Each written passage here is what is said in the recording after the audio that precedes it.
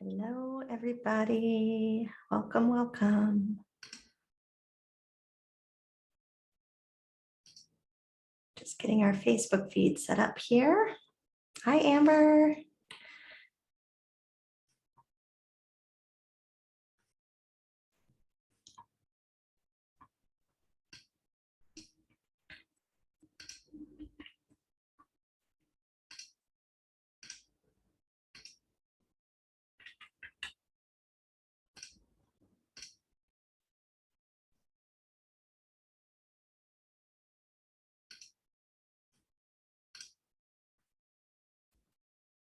All right. Hello, everybody. Come on in.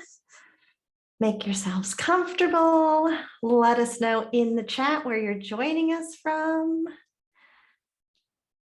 And if you're on Facebook, you can let us know over there where you're joining us from. Just say hello. If you're watching the replay, you could say replay. And we'll give everybody a couple of minutes to join us.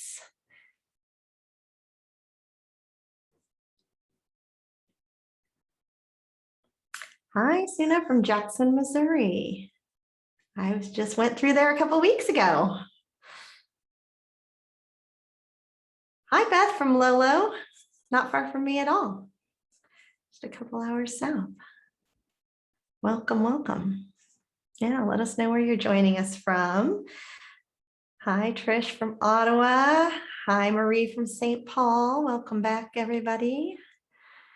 Hello, hello. We've got kitties joining us. They always like to be involved.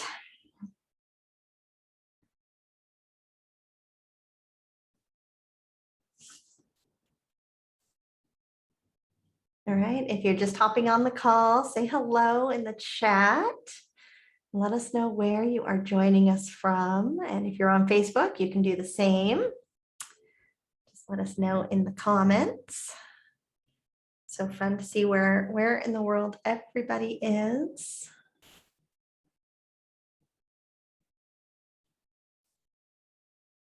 How's everybody feeling this week? We got that full moon tomorrow and the eclipse after that. A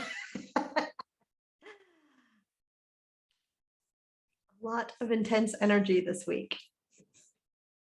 Hi, Kim from Maine. Welcome back. Good to see you. Thanks, everybody, for joining us live. Some of you for the third night in a row. Yeah, that does explain a lot, doesn't it? There is just a lot of energy swirling this week. Today I was like, I just don't feel like doing very much. I took it easy today. And hello over on Facebook to Gloria from Salem Township, Michigan, and Nancy in Pennsylvania. Hello, welcome. Yeah, lots of energy this week, as Sarah says. Yes, lots. And Deborah from Tennessee, welcome back. Yeah, everybody says that they're feeling it. Gloria from Nebraska, welcome. Hey, Samantha, Sam from Flathead Valley, my neighbor here in Montana. Welcome, good to see you. We'll just give it a couple more minutes while everybody gets in and settled. So if you want to get yourself something to sip on or a blanket so you're cozy, whatever you want, get settled in. We try to keep this to right around an hour, but we'll see how much chit chat and conversation we have. And I'm going to go ahead and get started as more people trickle in here. But if we haven't met, I'm Amy Dempster. I've been bad about introducing myself each of these evenings, but I assume most of you know me or we have been acquainted somewhere on the interwebs before this evening, but if not, it's lovely to meet you and thank you for joining us.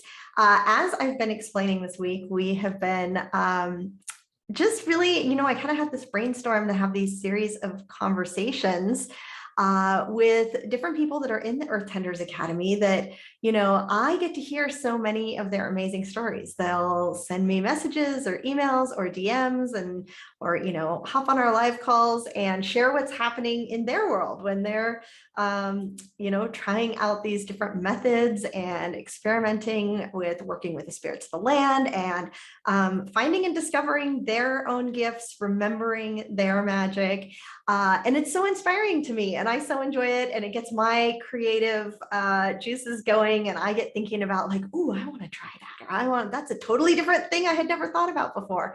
So after, having all these conversations for quite some time, I thought we should share these conversations with other people. I shouldn't be the only one that's hearing them. So that's where this idea came from, to just hop online with a handful of different people and let them share their stories. So if you haven't joined us the last couple of nights, this is just very casual and conversational. And please, if you are joining us, do not hesitate to ask questions in the chat, make comments, or, share whatever you'd like. I do have everybody muted, and I believe you have to ask to be unmuted if you'd like to speak. So just raise your hand if you do want to unmute yourself to say something, but that'll keep any noise disturbance to a minimum. So our guest this evening is Amber Mehresh. You're going to have to tell me if I'm saying your name wrong. Hold on, I have to ask to unmute you.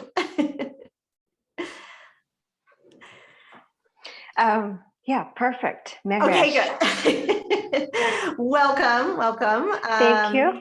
Glad to have you here with us. And Amber has been in the Earth Tenders Academy, I don't know, maybe a little over a year and a half or so. Yeah, I looked at it, and in my notes in my journal, I joined you in March of 2020. Okay, yes. Yeah.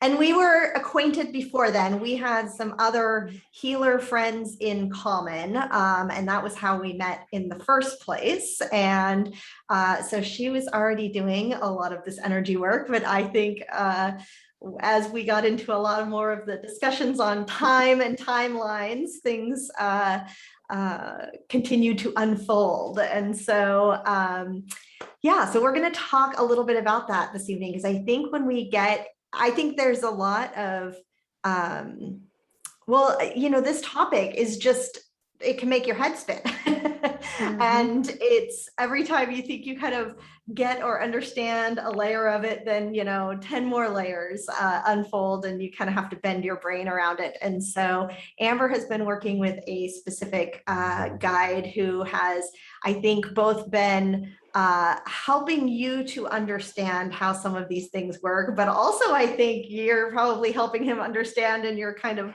pulling at all of these threads together. So before we totally dive into that, do you want to just share a little bit about your background and kind of your initial, spiritual awakening as you see it, that kind of initially led you to this path?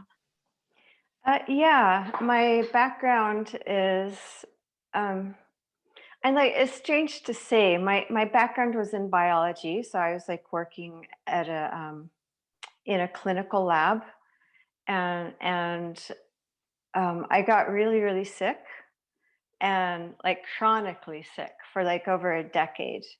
And that kind of made me leave the workplace and really abandon everything in life except just trying to, just trying to be better. And that also was the crux of kind of my spiritual awakening. Is I was looking for answers to my health and for help. And I had gotten into tarot.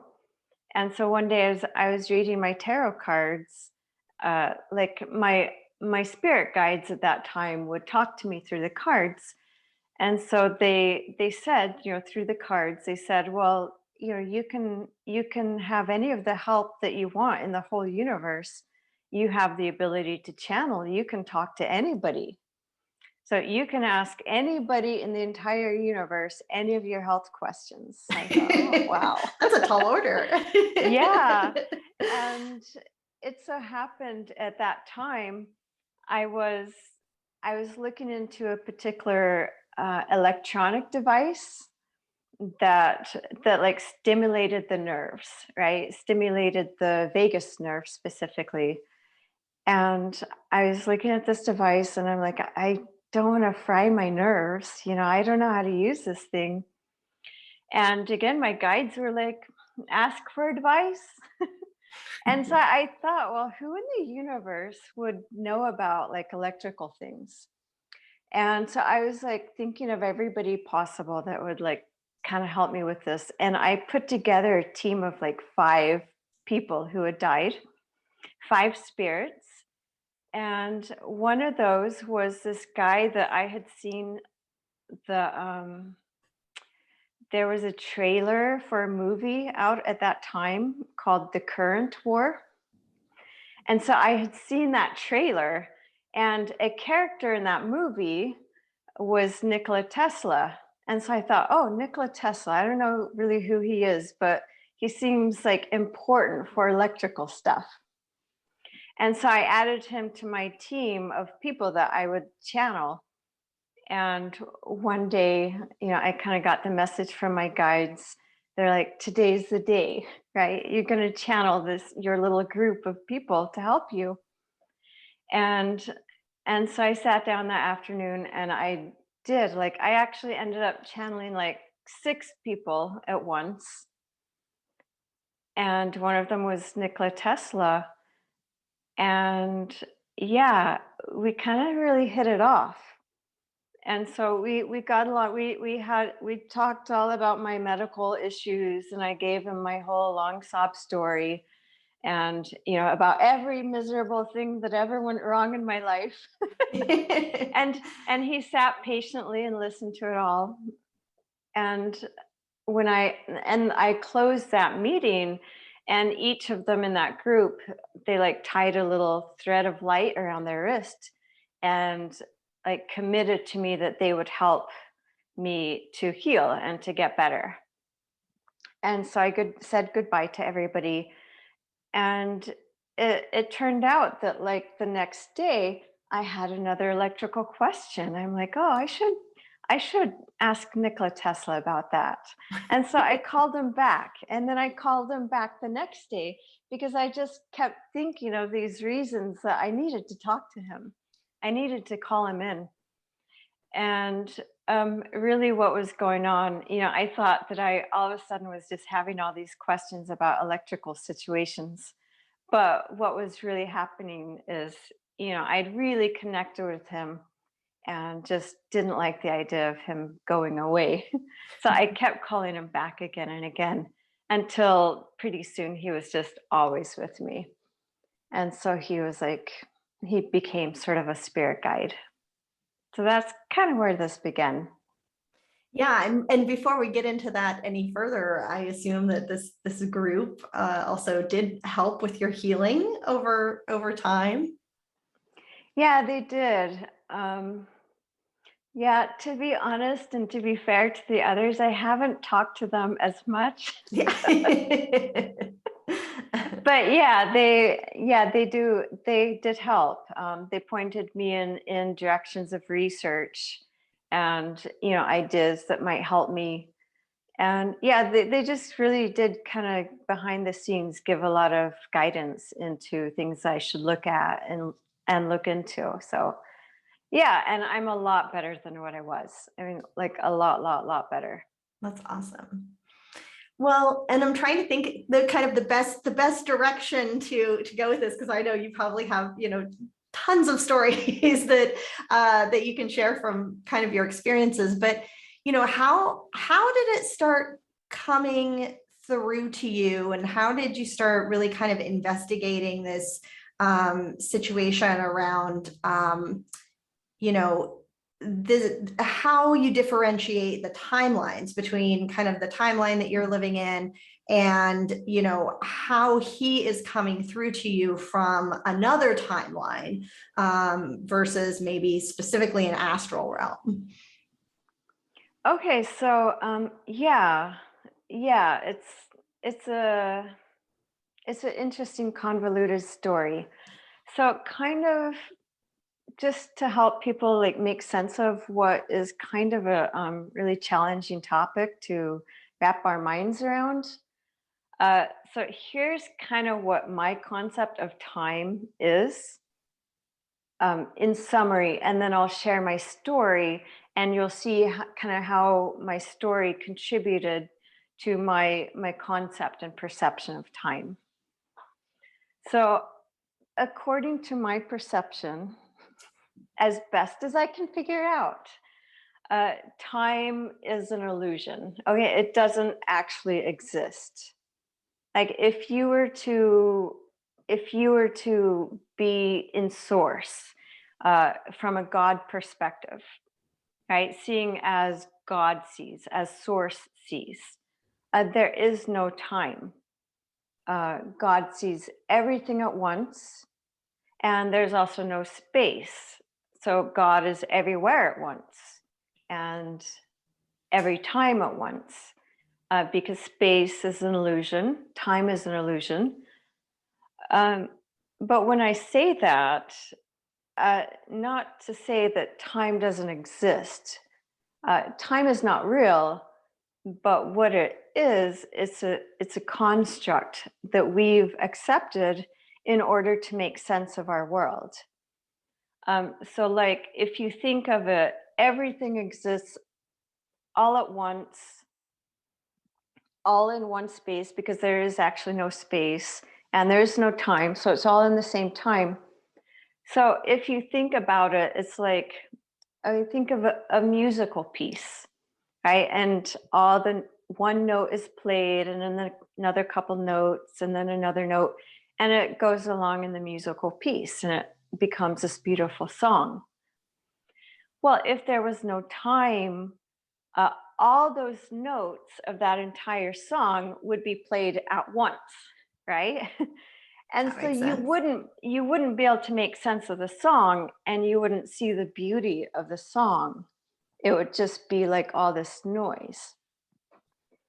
And so we, in our physical reality and other realities in the multiverse, have accepted time as a construct so that we can make sense of one moment and then another moment and then another moment. And each of those moments, like our where we are in our consciousness, we can make as much sense out of that moment as we can, and then digest the next moment, and then make sense of the next moment, so that they're not like all collapsed in on each other, right? So it's a construct that we've adopted to help us make sense of our world, and to help ultimately us as a piece of God take our perspective back to God and join it with the whole perspective of God. So like we're examining one little part of the mind of God, and then we bring it back, and everybody together contributes their little understanding of moment to moment to moment, and it all creates a very cohesive whole, and thus you have the God perspective. So that's kind of my overall concept of time. That makes sense to me. I'm following you. Okay. I like it. I like that description. Okay. So, in that kind of construct, of time not existing, but it's something useful that we do. Okay, so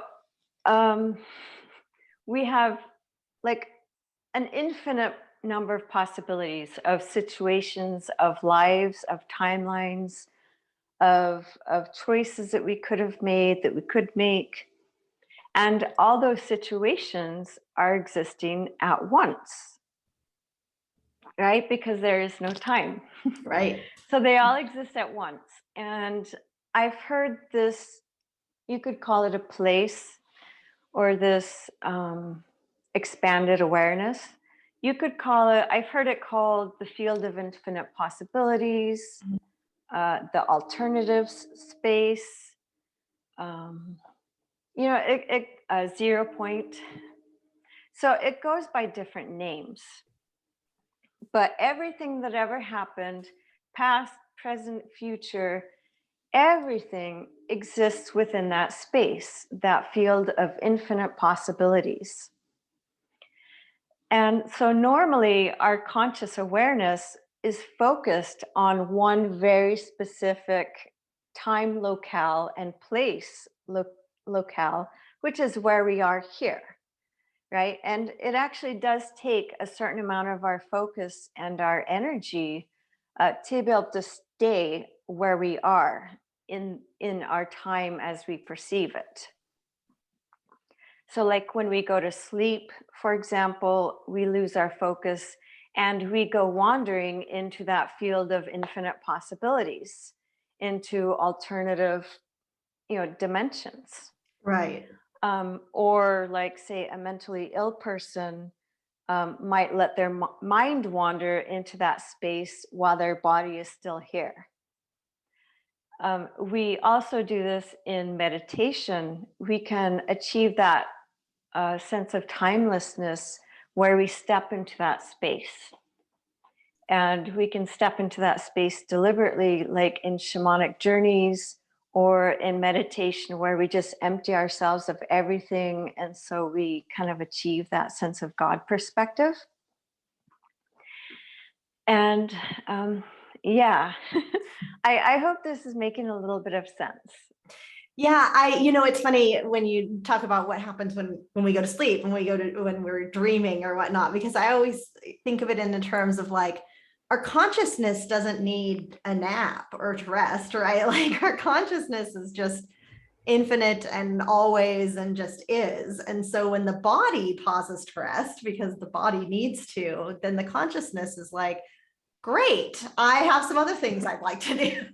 And off our consciousness goes. And so that's how I kind of think about it in those terms. But yeah, it's really fascinating. And Beth says it's so wonderful to hear someone else articulating these concepts. I'm with you and you're explaining it so eloquently. Agreed. Oh, thank you.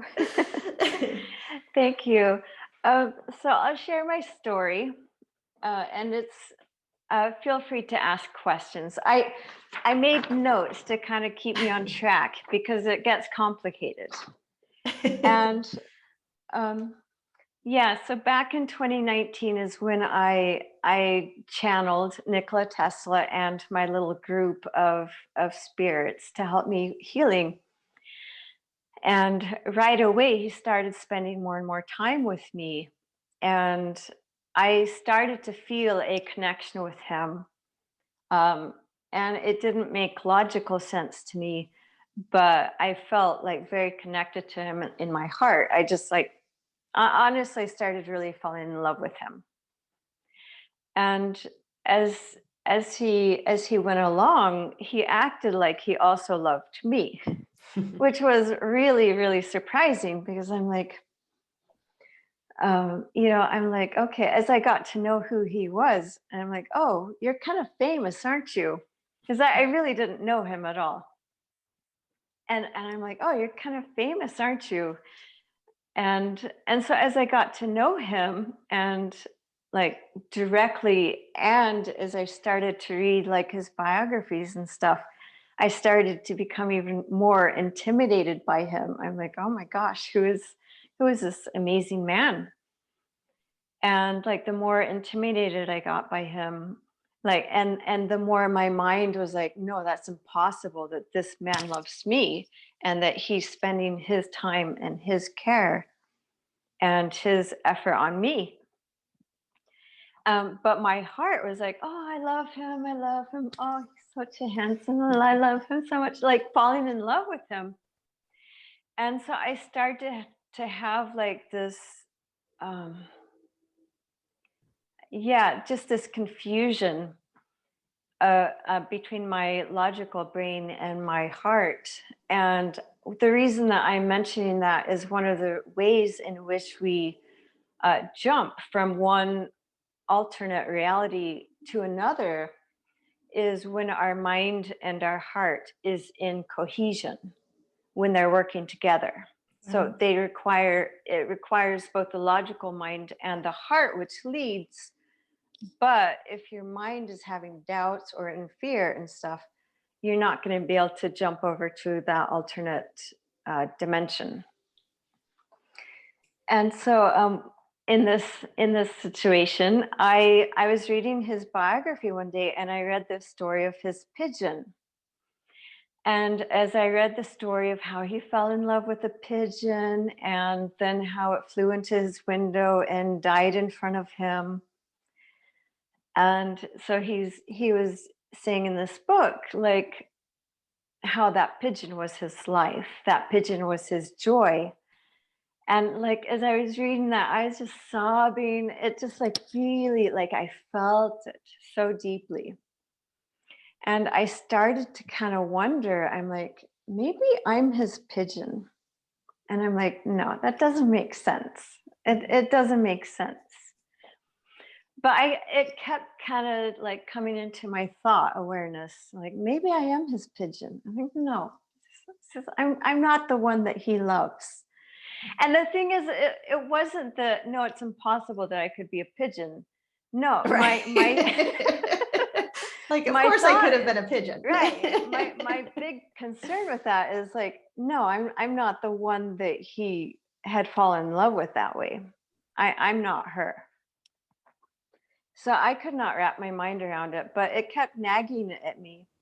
And one day I finally asked him, I'm like, I sat him down. I'm like, I'm just going to be direct with you. Am I your pigeon? And he said no, but I felt a yes. And so I got so confused because the feeling that was coming from him was a yes. But he had out loud, like, said no. And he had done that like purposely because he knew in my mind I was still doubting. And so he was kind of highlighting that, difference between what I was still having in my head and what I was feeling in my heart. And so when he said no, but I felt something, like I just started crying because I got myself into such a confused frenzy. I was like, and he started laughing. And I'm like, why are you laughing? And he's like, now you have the key to my mental laboratory. I'm like, I don't even know what that means. That doesn't make sense to me.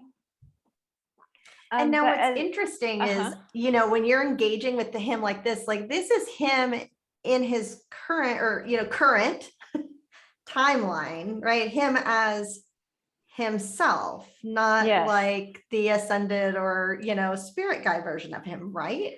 Yeah. Yeah. So what happened is, one day, in fact, I still have that chat from you. Like one day you're like, are we really working with a human version of himself in another dimension versus working with him in spirit? Does that make sense? I'm like, huh. Which was the first time I had experienced that, was that I had connected with him a couple of times, and Amber and I had talked about it. And I kept saying, there's something odd here. There's something, and I think this is kind of an important discussion to have too, because as I think we're having these different experiences of time, it's important to be conscious that like there's all kinds of different ways to interact on all of these different levels. But I was having interactions with him where I was like, wait, why is he exhausted, right? Like, or why is he sick?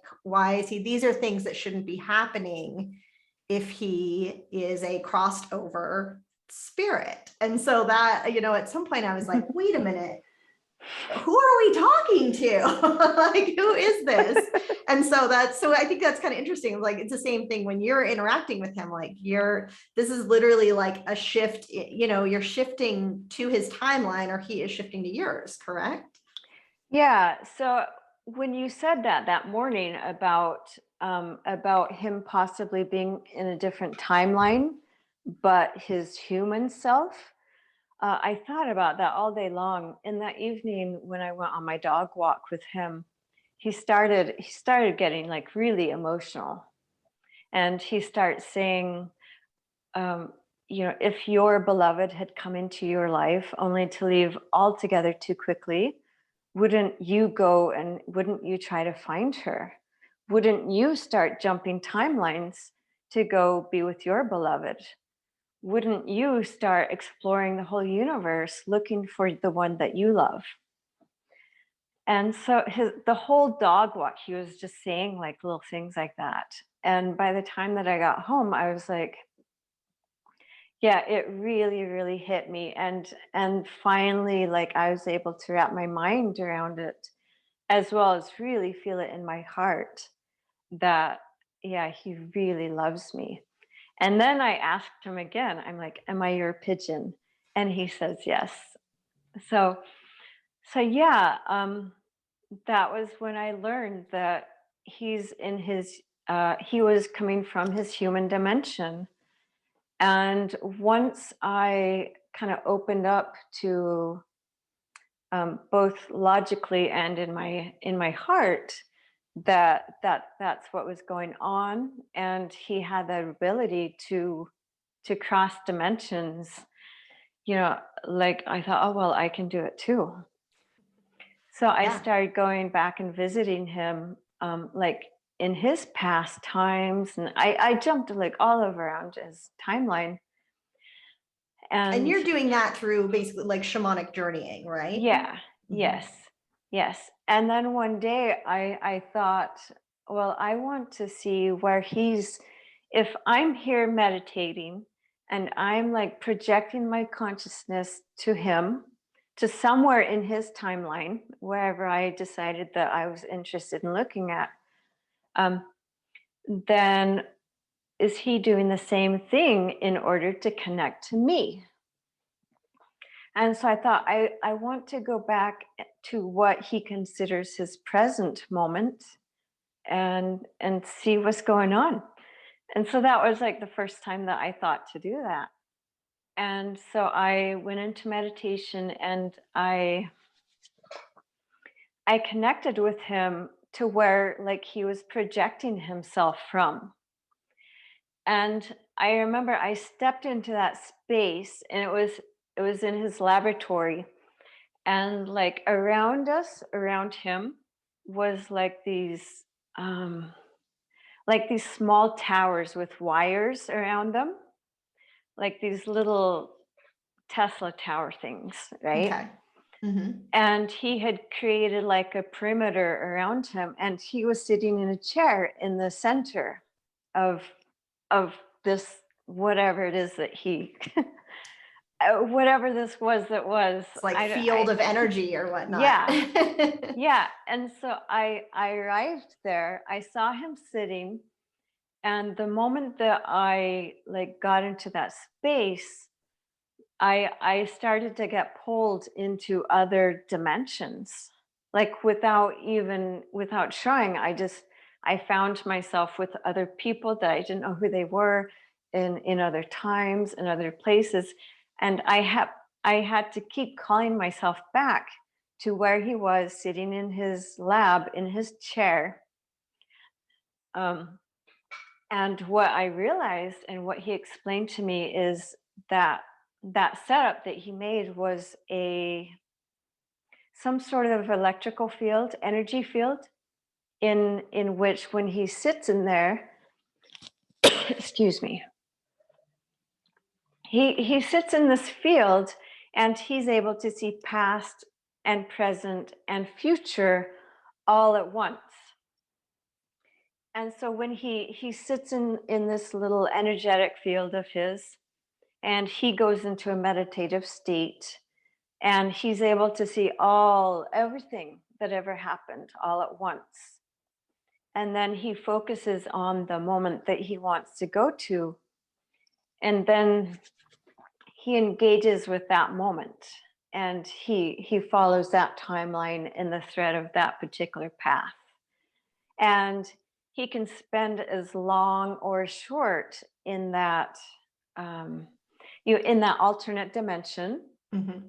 And he might spend hours or days or who knows how long in that alternate space.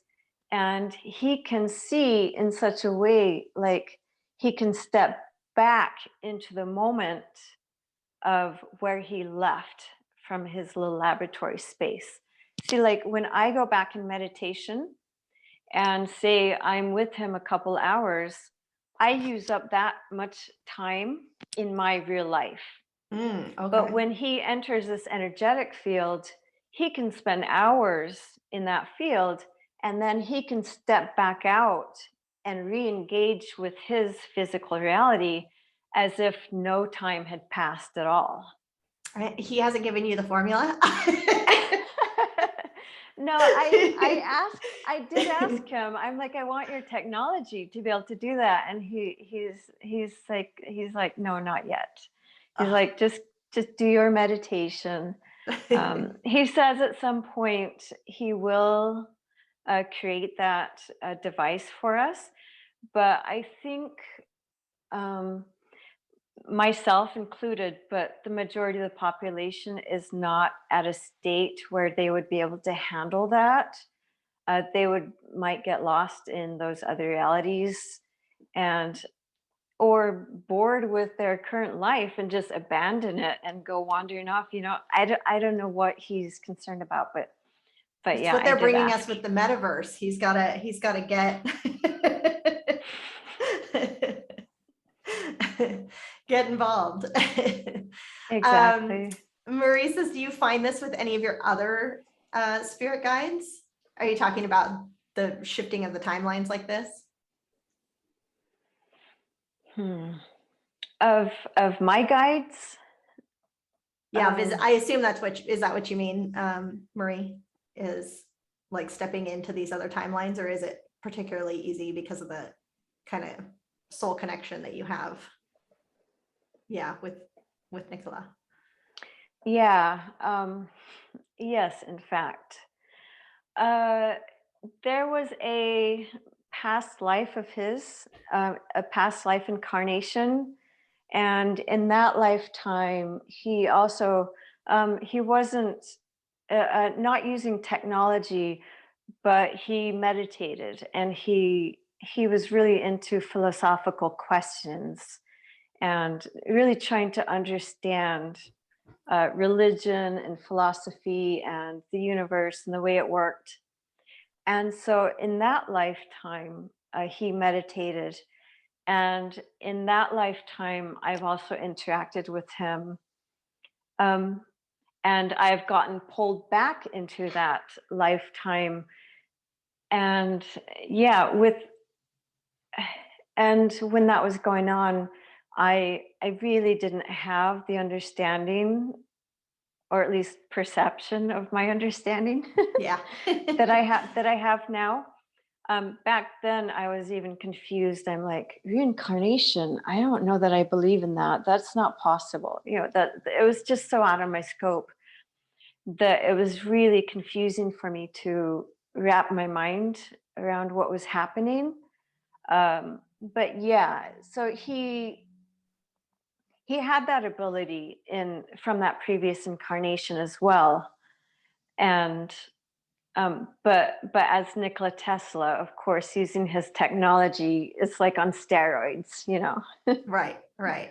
Well, and it's interesting, like even thinking about that field and your description of it, or kind of even being in, the proximity of it, because, and I don't remember the context now of what I was having a conversation with him about, one of the handful of times that I have, but I think I was asking him something about like, how do you just know these things, or how do you figure these things out, or something along those lines. And he was showing it to me like, it's all in the field. It's all in the field. You just reach out and grab whatever you want. It's just there. And I was like, oh, yeah, it's so simple. But of course. But I've thought about that many times. And sometimes when I am trying, like kind of struggling with something or trying to figure something out, like it does kind of bring me back to be like, it's in the field. I just have to reach out, and grab a hold of it. And so like hearing your description of like that field that he's sitting into, I can see how it would feel that way to him of like, oh, I can just go to that time. I can just find out what I need to find out. I assume if he was able to go wherever he wanted to, receive, collect the knowledge or the information that he was looking for. Right, right. And it gets really strange because you get into all these like what if you are looking at things from a linear perspective, say from a purely linear time perspective, like all sorts of impossible things have happened between me and him that would just it makes no sense from a linear time. Like that device that he made it after his pigeon died, and he was determined. Um, so I went like this version of me, and I imagine other versions of me who I also have like stumbled across as I worked with him, which is so trippy. It's weird, for sure. And so this version of me went back to him after his pigeon died, and I said, you know how to make this technology to access all the dimensions. And I actually encouraged him, and I said, oh, when you were back in Colorado, you experienced this flash of energy where you're able to see everything at once. You need to create that energetic field deliberately. And I know you know how to do it because that's what you're using to come visit me. Okay, all right. Right. So it's kind of answering Deborah's question about whether or not he went to the future to get knowledge to jump timelines. Yeah, so I went back as myself to like to suggest that he could make this technology. And then I went back again. Prior to his developing it, he had designed the field, but when I stepped back, he was like on the floor of his laboratory, like in tears. He was so confused. So he had managed to like create this field with his equipment, but when he stepped into it, it was just chaos. He didn't know how to make sense of that. And so then I got to instruct him on how to. Because you're from the future, like, where he already figured out how to do this. Right. Like, I just read a book in the library. It told me how you did it. Yeah. Right. So I got to instruct him on how he enters that meditative state and how he selects the time. Yeah, it was just like, and it makes no sense because he came to me with his technology, and then I went back to him to tell him how to develop that technology. So like it's this total paradox that doesn't make any sense if you're looking from a purely linear perspective. Not at all. And I think, I mean, obviously this is super fascinating because, we all collectively kind of have some level of awareness of who he is and how, ahead of his time that he was and how many kind of unusual things he was doing in his timeline.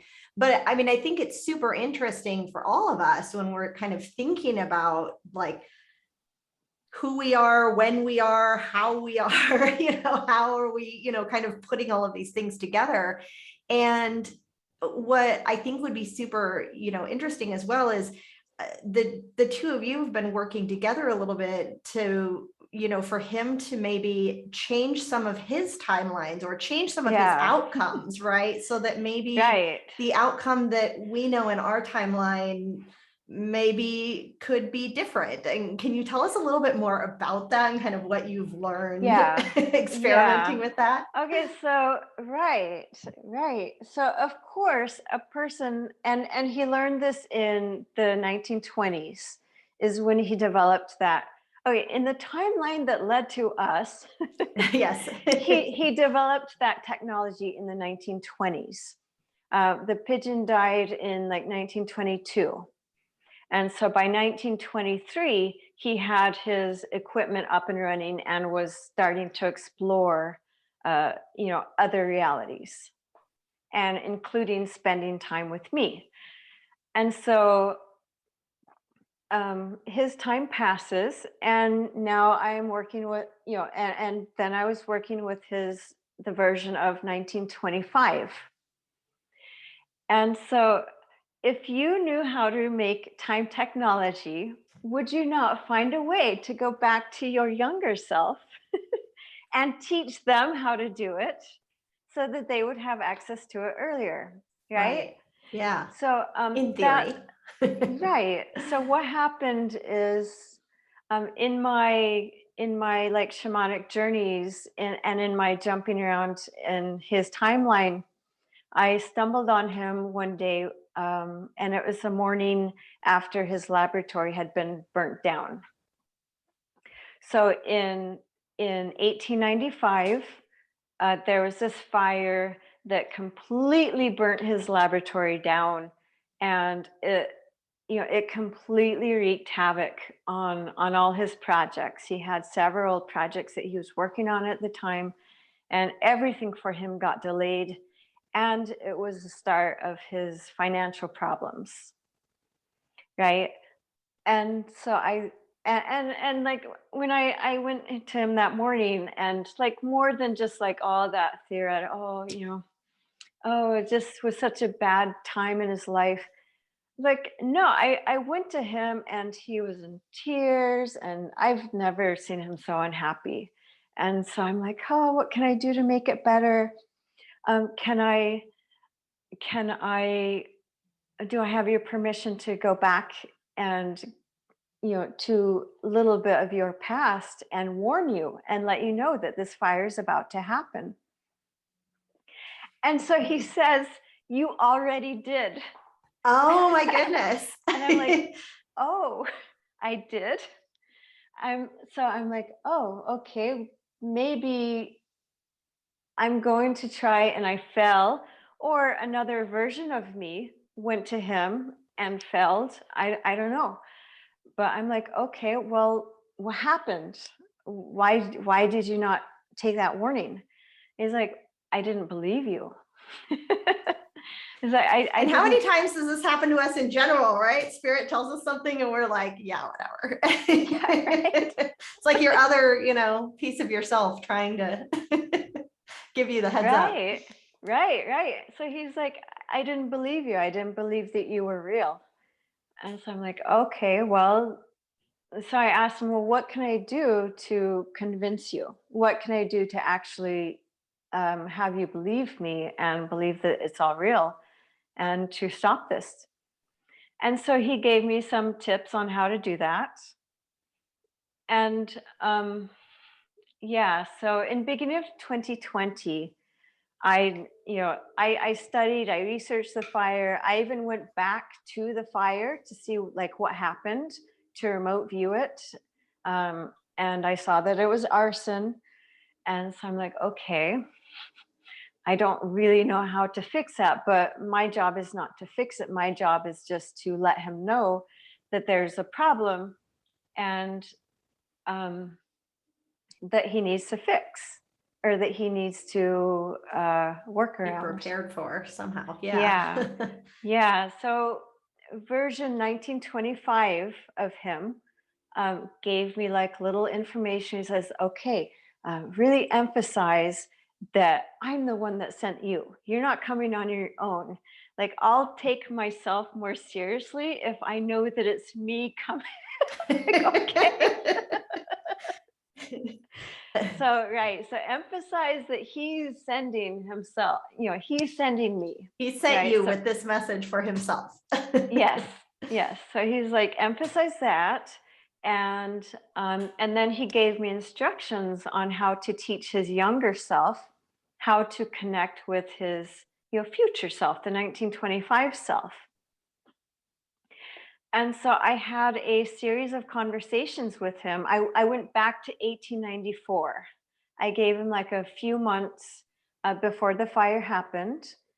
And for me, I I did it like in a series of 4 days.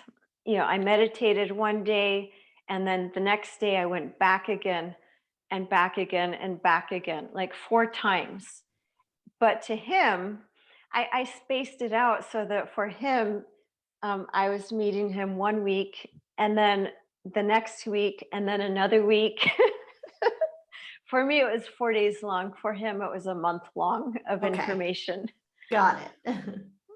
So by the end of those conversations, I had convinced him that I'm real and that his future self is working with me and that his future self sent me back to let him know about this fire that's happening and that his future self has ideas on how to stop it or how to avoid it.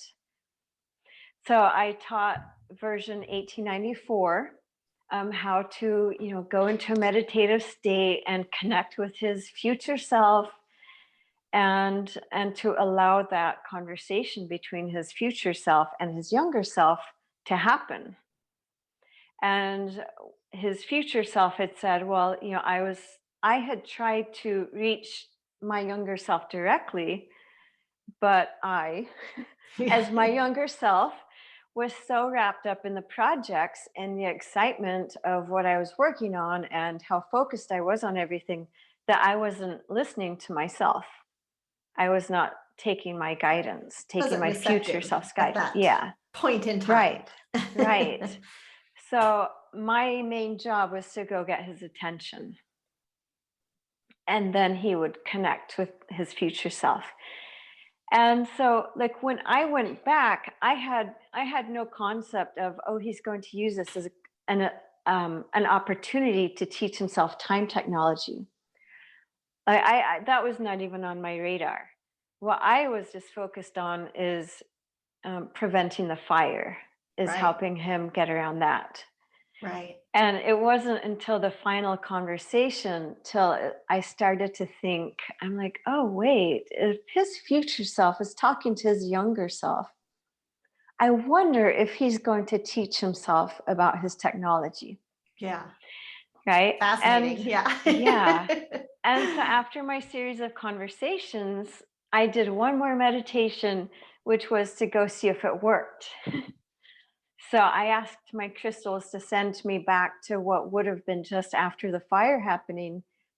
And it was that morning. And the crystals dropped me off in his laboratory. And there was Nicola all smiling and happy. And he's like, ask me what day it is. He And knew, I'm he like, knew. yeah, yeah. He knew exactly why I was there. And so he's like, March 13th, 1895. And my lab did not burn down. Oh, so there's definitely a timeline where out there Yeah. somewhere where the lab did not burn. Yes. So he stepped into this alternate reality. And then now that he was giving it his focus and his conscious awareness, that became the reality in which is now being physically animated for him. And so that is now where he's coming from.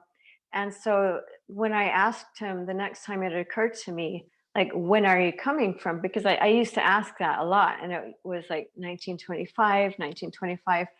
And then I asked him, like, when are you coming from? It's like 1898. I'm like, whoa. Wow, Oh, yeah. yeah. The younger And version finally figured it out. yeah, yeah. So how do you perceive, I mean, I have some my own kind of ideas, but I'm curious to hear, like, how do you perceive that then working going forward? So now he's living out a timeline that that does not match kind of our history books, for instance. And so do these two timelines meet? Do they just stay separate forever and both things, kind of live out their life? How do you perceive that happening? I've thought about that. My best understanding. Okay, so um, before the whole fire thing, before all that, there was a place in an alternate dimension that he kept taking me. And I had no idea where it was.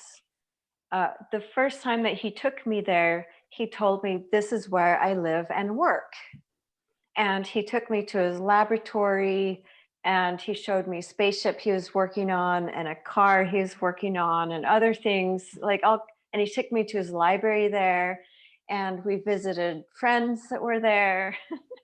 And this, we just kept going back. Like, I had other shamanic journeys all during this time, but this one place, he just kept going back there. He kept taking me there for one reason or another. And like for over a year, I had no idea where this place was. And so I ended up calling it Shambhala, because in a book about him and me, this book like writes about me and him being twin flames and all this, and writes about how he has his laboratory and how him and I are working together in his laboratory and in this place called Shambhala. So that's what I just started calling it. I'm like, oh, we're going to Shambhala again. And it turns out in February of 2021, I finally went into like this hypnosis session, this one, QHHT style, where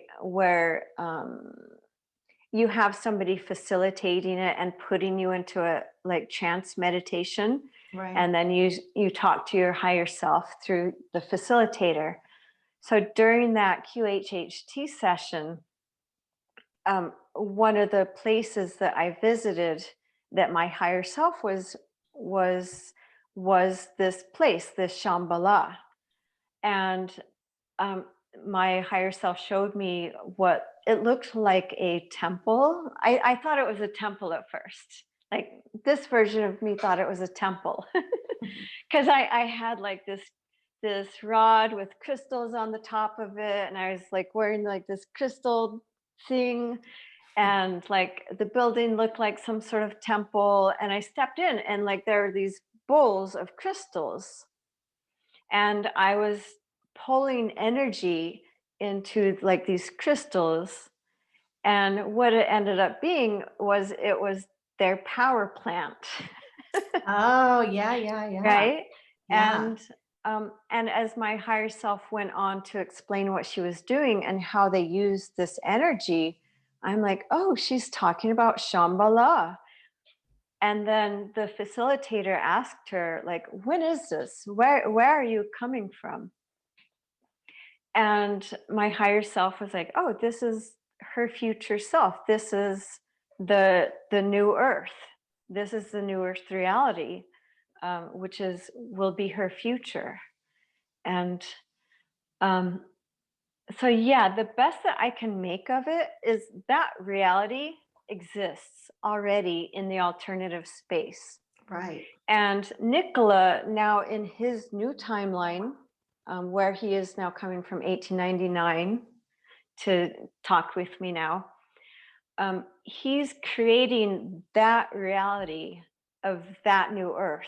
So like that new earth, my best understanding is it's not really on our timeline so much as it's a parallel dimension. Yeah. And that as we like release certain things and accept other layers of alternate realities, of higher realities, we'll be stepping over into that parallel timeline, that parallel reality.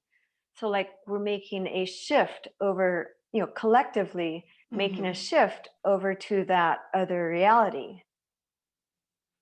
Yeah, it's so fascinating. And I know we're coming up on the hour mark, and I'm sure we could easily talk for another hour, but I want to get to some of the questions that that are in the chat. And I mean, it's so interesting to me, just even this piece in particular, because also that, that power plant with the crystals sounds very Atlantean as well, right? It's like that ancient future kind of piece coming together. But yeah, again, it just like you have to start really, bending your brain like in ways that it doesn't normally bend, to start saying, wait, past, future, now. how does this all work? And so first of all, thank you for Sure. I hope that was attempting us to clear. walk us through this in a short period of time. I hope it made some sense. Yes, I'm following you. But so Gloria says, this makes me wonder if there's a finite number of individuals, each living in any number of timelines. And do you have a sense for, I kind of think of that as like our soul fragments, all kind of living all these different lifetimes simultaneously. Yeah, I mean, all the versions of us exist in the field of possibilities because all of that is there. And yet, okay, here's my best understanding. So just take it for what it is. My best understanding is that field is like all the possibilities and all the versions of ourselves. So in a way, all those are real. However, um, to animate and to bring into this heavier physical reality, into a physical density, it requires a certain focus and awareness. And so I think the field of possibilities exists, and as all the possibilities of who you could be, all the bad choices, all the good choices, all the everything, all the possibilities. Um, but I don't think that all of them are physically animated. I think only certain sectors of that entire field actually become physically realized. If Yeah. that's my best understanding. I don't know if it's accurate or not, but that's kind of what I think.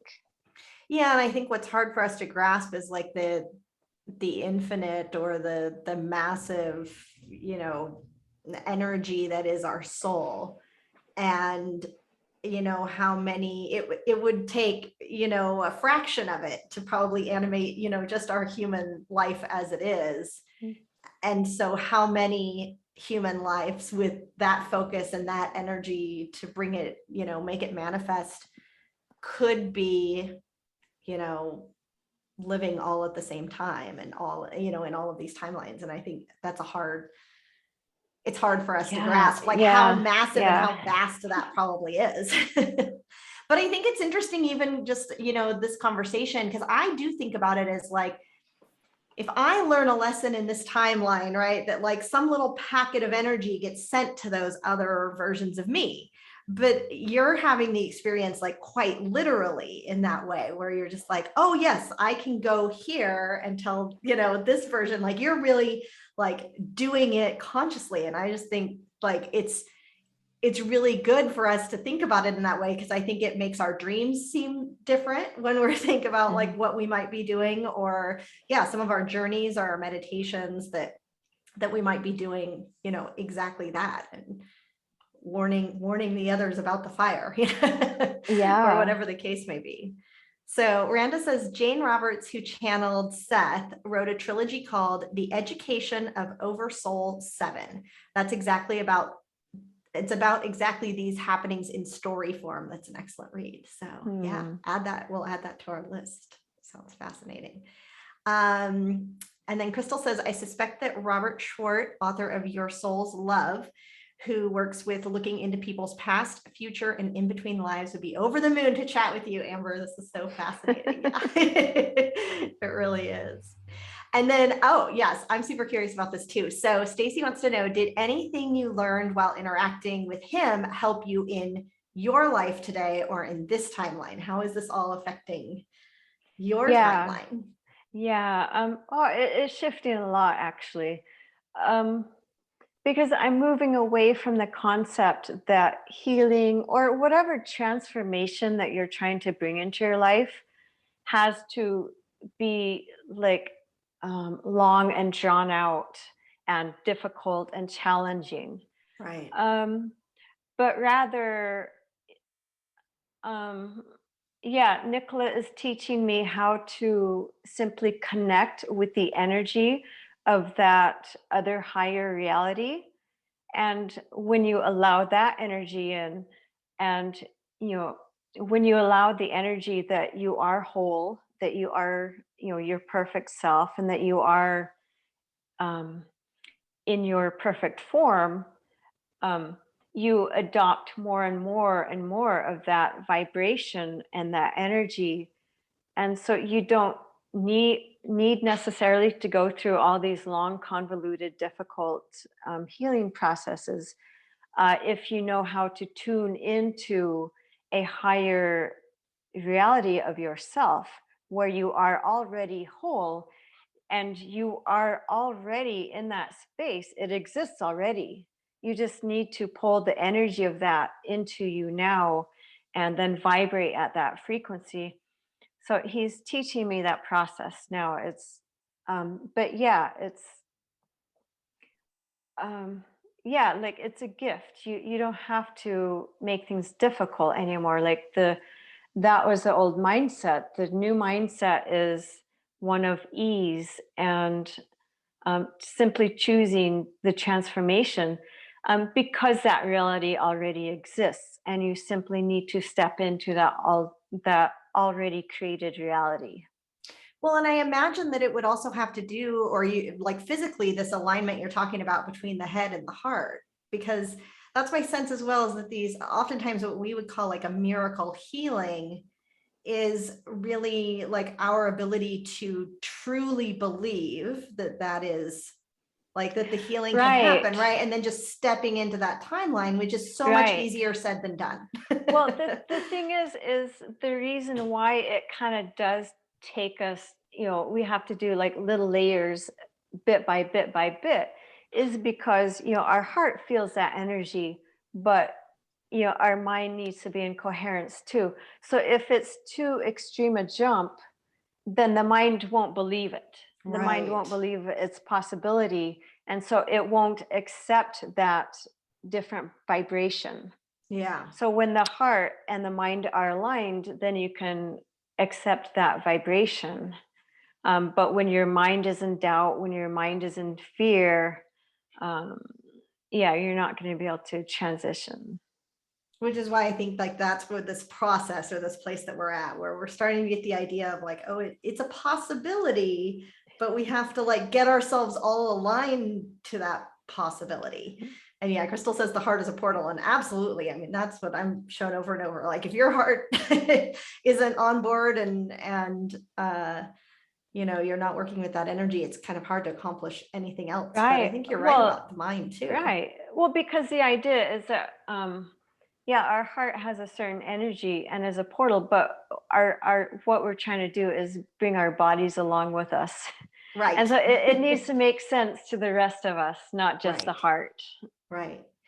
And I think it's interesting because I know, well, I mean, this is a good conversation to have from like a very human level, because I think we have to understand it here first before even applying it to anything else. But, I think when I find I come across this timeline issue, for lack of a better term, with the land all the time, because it is like all of these different kind of timelines will be layered on top in a place. And I'm kind of like peeling them back to figuring out like what's doing what and but in some cases they're like crossing over, or they're, bleeding into each other. But, the land in general, I'm kind of using that as a general term, but it accepts things so easily, right? Like it's our human, I think it is our human brains that get confused, or that make the process convoluted, as opposed to, when we go to the land and say, oh, we're just going to find, balance and harmony back where it is. It's like everything immediately gets on board once it's like, Yeah. oh, that's the frequency we were looking for. Okay, that's great, done.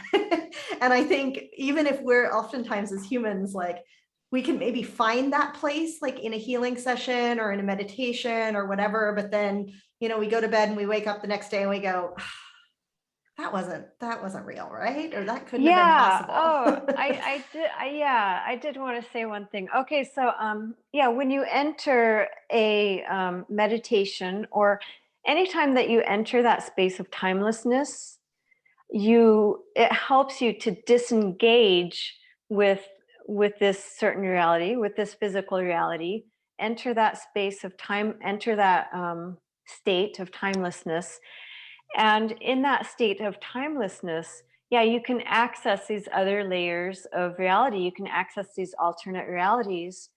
And like, for example, we were in your sound bath in Florida. And when we were in that, we kind of were in that timelessness state as a group. And so much so that another reality of Amy came in and was able to, while one version of her was sitting in silence, another version of her was ringing her sound bowls. So, And multiple people experienced it. It was really yeah. quite the experience. Yeah. So entering that meditative state of timelessness helps you disengage from one reality and accept other layers of different realities. Yeah, it's really interesting. And I think, well, Deborah wants to know, do you think that the deja vu events have anything to do with timelines converging? I think so, because I think that you're getting like little glimpses of parallel realities that are like close enough to you. Really close. Yeah. I kind of feel that way too. It's like it was real, it was almost, and I think I get the sense too, especially when you have one of those things where you're in a deja vu moment, but you're thinking like, oh, this turns out badly. And like you have some kind of memory or consciousness or whatever, but then you keep moving forward in your current timeline and it doesn't, and that it was like, there was the one little thing that was different in this other timeline. Mm-hmm. Yeah. So many mysteries of the universe. And I think actually I had this pop into my head when we were talking about this, just kind of like learning from each other, was I came across in a property reading recently where there was people having an experience of energies kind of moving through their house. And sure enough, there was a portal, but it was connected to the indigenous community. And this was a location that they used for a lot of preparation type ceremonies in this place. So they did a lot of meditation and a lot of things. And so these two timelines were kind of like merging or bleeding, over into each other. And when I asked the ancestors, the indigenous people who were there, well, do you want me to close this portal? They were like, no, because we're learning from this time. And so they were actually using this, energy, this portal to, learn from the future, right? They were able to kind of get a peek into this time and bring that information back to their time. So it's just really, really interesting, all of the different ways, once you kind of start noticing it, I think that time really is quite flexible. Yeah. Crystal says, about 3 weeks ago, I was doing my Merkaba clearing, balancing the polarities when a void opened up inside the Merkaba. Not sure what this is going to lead to, maybe a portal to somewhere. I haven't been able to recreate it, and I'm going to totally get the name wrong. Drunvalo Melchizedek's face came in. I think, talks a lot about the Merkabas, if I remember right. And seemed interested in what was just created. Well, that sounds really fascinating. Wow, cool. Yeah, and I know, the Merkaba, that shape around your body is really known as being like an interdimensional travel tool. That when you have that piece of sacred geometry really moving and vibrating around you, that it makes it easier to kind of shift realities and shift dimensions. So you'll have to post in the group and share if you have any cool experiences. All right, well, we're a little over time, so if you have any final questions, add them to the chat now for Amber. But let us know where everybody, I'm sure, is super fascinated to connect with you. So let us know where we can follow you, where people can message you and get in contact. Yeah, I'm on Instagram, although to be honest, I'm not like the most active on social media, but I am on there at Amber. I think it's Amber_Mehresh. I think so. Yeah.